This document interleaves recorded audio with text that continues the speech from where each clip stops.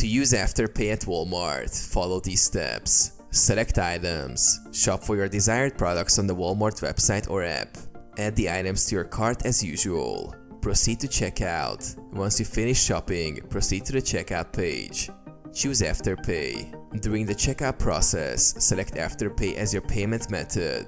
This option is typically available alongside other payment methods like credit or debit cards and PayPal. Create or log into Afterpay account. If you're a first-time Afterpay user, you'll need to create an Afterpay account and provide the required information. If you already have an Afterpay account, log in using your credentials. Complete payment. After selecting Afterpay and logging in, follow the prompts to complete the payment process. You may need to confirm your order details and agree to Afterpay's terms and conditions. Wait for approval. After submitting your order, Afterpay will review your eligibility for the payment plan.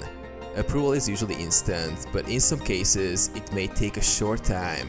Receive order. Once your order is approved, Walmart will process it as usual, and you will receive your items according to the standard shipping or pickup options.